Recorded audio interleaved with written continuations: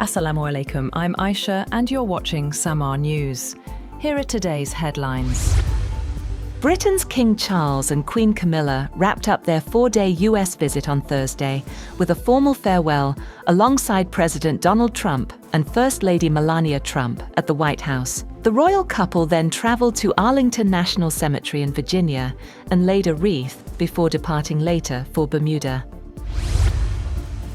The US is pushing for other countries to form an international coalition to restore freedom of navigation in the Strait of Hormuz, as oil prices surged to their highest in more than 4 years on fears of longer-term disruptions to global fuel supplies. According to a State Department cable, the US was inviting other countries to join a new international coalition that would enable ships to navigate the Strait of Hormuz after traffic through the waterway stalled. The cable showed the proposed coalition, dubbed the Maritime Freedom Construct, would share information, coordinate diplomatically, and help enforce sanctions.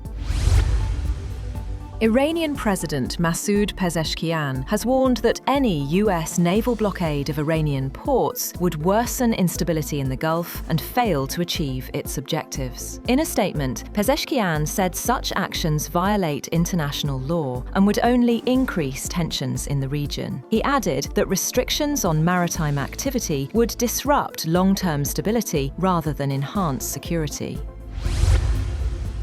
Iran's Supreme Leader Mojtaba Khamenei has said that a new chapter is emerging in the Gulf and Strait of Hormuz following the war with the United States and Israel. In a televised statement, Khamenei vowed Iran would secure the waterway and end what he called foreign interference. The Supreme Leader added that new management of the Strait of Hormuz would bring calm, progress, and economic benefits to all Gulf nations.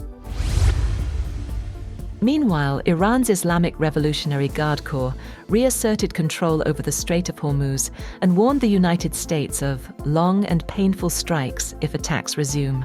Also, Parliament Speaker Mohammad Bagher Ghalibaf said Tehran would secure the waterway without American interference. In a statement, he vowed that Iran would ensure that region enjoys the precious blessing of a future free from the presence and interference of America. Earlier, he had claimed that the Islamic Republic's oil and gas infrastructure remains undamaged and that the country's energy exports are continuing. He stated that Tehran is prepared to provide live footage of its oil wells to the public to refute any claims.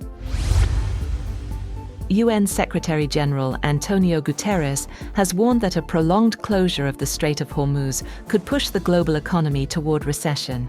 Guterres said disruptions to oil and fertilizer supplies may drive up inflation, slow growth, and leave millions more facing poverty and extreme hunger unless dialogue resumes quickly.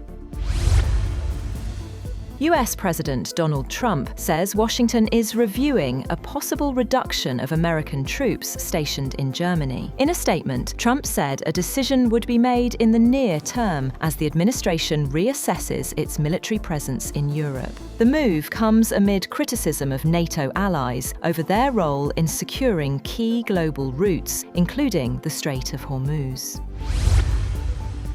Global oil prices have surged to a 4-year high, crossing $122 a barrel amid fears of further escalation in the US-Iran conflict. Markets reacted to concerns that prolonged tensions could disrupt Middle East oil supplies and impact global economic growth. The rise also comes ahead of reports that US President Donald Trump is set to receive a briefing on potential military strike options against Iran.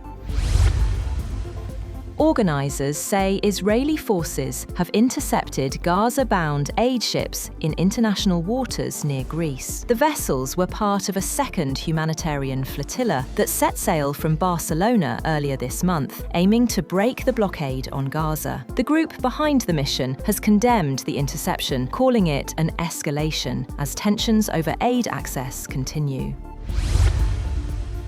Important progress has been reported in the case of 11 Pakistani citizens kidnapped in Somalia, as the Somali government has assured Pakistan of full cooperation for their recovery and safe return. According to diplomatic sources, Pakistan had formally raised the matter with Somali authorities, after which the Somali government responded positively. Diplomatic sources said the Somali government has assured Pakistan in writing that it will provide all possible assistance in the case. The assurance includes cooperation for the recovery and safe return of the kidnapped Pakistani citizens. That's all for now. For more updates, visit www.samaa.tv. Thank you for watching Samaa News.